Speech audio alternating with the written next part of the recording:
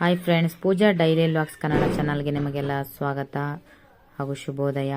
ಈ ದಿನದಲ್ಲಿ ಒಂದು ಆರೋಗ್ಯಕರ ಒಂದು ರೆಸಿಪಿ ಅದು ಹೇಳ್ಕೊಡ್ತಾ ಇದ್ದೀನಿ. ನುಗ್ಗೆ ಸೊಪ್ಪಿನ ಚಟ್ನಿ ಪುಡಿ. ಇದಕ್ಕೆ ಬೇಕಾಗಿರೋ ಇಂಗ್ರೀಡಿಯೆಂಟ್ಸು ನುಗ್ಗೆ ಸೊಪ್ಪು, ಒಣಗಿಸಿರೋ ನುಗ್ಗೆ ಸೊಪ್ಪು, ಕಡಲೆಬೇಳೆ, ಹುರಿಗಡಲೆ, ಬೆಳ್ಳುಳ್ಳಿ, ಹುಣಸೆಹಣ್ಣು, ಜೀರಿಗೆ, ಆಮೇಲೆ ಹೆಸರು ಬೇಳೆ, ಉಪ್ಪು, ಕೊಬ್ಬರಿ. ಇದಿಷ್ಟನ್ನು ಡ್ರೈ ರೋಸ್ಟ್ ಮಾಡ್ಕೊಳ್ಳೋದು ಚೆನ್ನಾಗಿ. ಮಸಾಲೆ ಐಟಮ್ಸ್ನೆಲ್ಲ ಡ್ರೈ ರೋಸ್ಟ್ ಮಾಡಿಕೊಂಡು ಒಂದು ಕಡೆ ಎತ್ತಿಟ್ಕೊಂಡ್ಬಿಡಿ. ಅದಾದಮೇಲೆ ನುಗ್ಗೆ ಸೊಪ್ಪನ್ನ ಹಾಕ್ಕೊಂಡು ಕ್ರಿಸ್ಪಿಯಾಗಿ ಬರೋ ತನಕ ಹುರ್ಕೊಂಡು ಚೆನ್ನಾಗಿ ಫ್ರೈ ಮಾಡ್ಕೊಂಡು. ಈ ಹುರ್ಗಡ್ಲೆ ಬೇಕಾದರೆ ಮುಂಚೆನೇ ಹುರ್ಕೊಬೋದು, ಇಲ್ಲಾಂದರೆ ಒಟ್ಟಿಗೆ ಮಸಾಲೆ ಇದ್ರ ಜೊತೆನೂ ಐಟಮ್ಸ್ ಜೊತೆನೂ ಹುರ್ಕೊಬೋದು, ತೊಂದರೆ ಇಲ್ಲ, ನಿಮ್ಮ ಆಪ್ಷನ್ನು.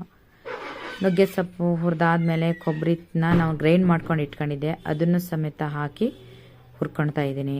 ಕೊಬ್ಬರಿನ ಚೆನ್ನಾಗಿ ಹುರ್ಕೊಳೋದು. ಗ್ರೈಂಡ್ ಮಾಡ್ಕೊಂಡ್ರೆ ಬೇಗ ಆಗುತ್ತೆ ಅಂತ, ದಪ್ಪ ಇದೆಯಲ್ಲ, ಒಟ್ಟಿಗೆ ನೈಸ್ ಆಗಲ್ಲ, ಗ್ರೈಂಡ್ ಆಗಲ್ಲ ಅಂತ ಉದ್ದೇಶದಿಂದ ನಾನು ಮುಂಚೆನೇ ಗ್ರೈಂಡ್ ಮಾಡಿ ಇಟ್ಕೊಂಡಿದ್ದೆ. ಇದಿಷ್ಟನ್ನು ಹುರಿದಾದ್ಮೇಲೆ ಮಿಕ್ಸಿ ಜಾರ್ಗೆ ಹಾಕಿ ಗ್ರೈಂಡ್ ಮಾಡೋದು ಫ್ರೆಂಡ್ಸ್. ಗ್ರೈಂಡ್ ಮಾಡಾದಮೇಲೆ ನುಣ್ಣು ಗ್ರೈಂಡ್ ಆಗುತ್ತೆ. ಇದು ಚೆನ್ನಾಗಿ ತುಂಬ ಆರೋಗ್ಯಕರ ಬೆನಿಫಿಟ್ಸ್ ಇದೆ ಇದರಿಂದ. ಮಕ್ಕಳಿಗೆ ಎಲ್ಲರಿಗೂ ಒಳ್ಳೆಯದು ಫ್ರೆಂಡ್ಸ್. ಇದು ಮಕ್ಕಳಿಗೆ, ಚಿಕ್ಕ ಮಕ್ಕಳಿಗೆ ಊಟದ ಜೊತೆ ಸ್ವಲ್ಪ ಹಾಕಿ ಕೊಡಿ. ಬಿಸಿ ಅನ್ನಕ್ಕೆ ತುಪ್ಪ ಹಾಕಿ ಚಟ್ನಿ ಪುಡಿ ಹಾಕಿಕೊಟ್ರೆ ಶುಗರ್ ಅವರಿಂದ ಹಿಡಿದು ಎಲ್ಲ ಕಾಯಿಲೆಗೂ ಸಮೇತ ತುಂಬ ಉಪಯುಕ್ತ. ಇದು ತುಂಬ ಒಳ್ಳೆಯದಿದೆ. ಆಮೇಲೆ ಕರ್ಬೇವಿನ ಸೊಪ್ಪು, ನಿಮಗೆ ಬೇಕಾದರೆ ಕಡಲೆಬೇಳೆ, ಹುರುಳಿಕಾಳು ಆ್ಯಡ್ ಮಾಡ್ಕೊಬೋದು. ನಾನು ಹಾಕಿಲ್ಲ.